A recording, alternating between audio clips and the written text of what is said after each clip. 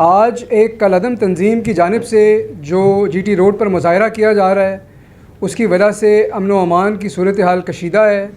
اس میں سرکاری اور نجی املاک کو نقصان پہنچایا گیا ہے. اس میں جان و مال کا نقصان بھی ہوا ہے. اس سلسلے میں جو تفصیلات ہیں اس سے آپ کو ابھی آئی جی پنجاب صاحب آگاہ کریں گے جو میرے ساتھ بیٹھے ہیں اور بتائیں گے کہ ہماری حکمت عملی کیا ہے. بہت شکریہ. اعوذ باللہ من الشیطان الرجیم. بسم اللہ الرحمن الرحیم. کالعدم تحریک کی جانب سے پرتشدد مظاہرے، توڑ پھوڑ، سرکاری اور نجی املاک کو نقصان پہنچانے سمیت پولیس اہلکاروں پر حملے آج پہلی بار نہیں ہوئے. انہوں نے ہمیشہ ریاستی ریٹ کو چیلنج کرتے ہوئے شرپسندانہ رویے کو فروغ دیا. اسی طرح 2017 میں بھی توہین رسالت قانون کے نام پر بھی انہوں نے فیض آباد میں دھرنا دیا. کیا ریاست اس بات کی اجازت دے سکتی ہے کہ کوئی ایک گروہ پورے ملک کو یرغمال بنا دے اور وہ جسے مجرم قرار دے اسے سزا ہو، جسے بے گناہ کہے اسے رہا کر دیا جائے؟ ان کی مرضی کے مطابق ریاست اپنے قوانین بنائے اور داخلہ و خارجی فیصلے بھی اسی گروپ کے من پسند ہوں.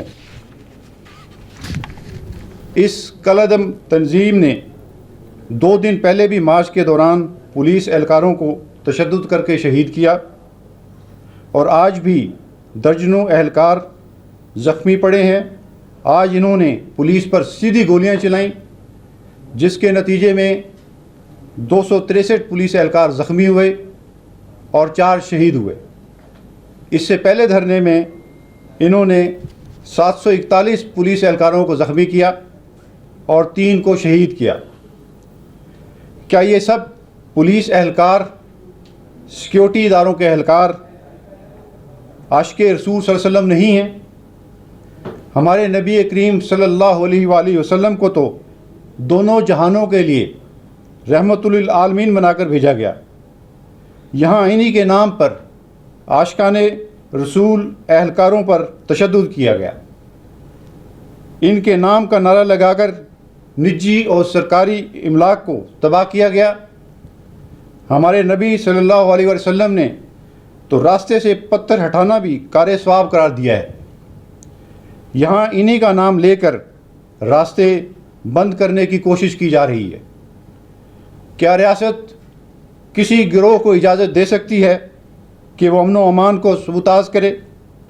ایسا نہیں ہوگا. پنجاب کے ہر شہری کا تحفظ ہماری ذمہ داری ہے.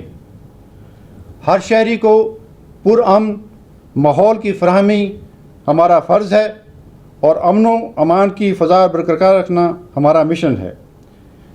ہم قانون کی عملداری کو انشاءاللہ یقینی بنائیں گے. بہت شکریہ.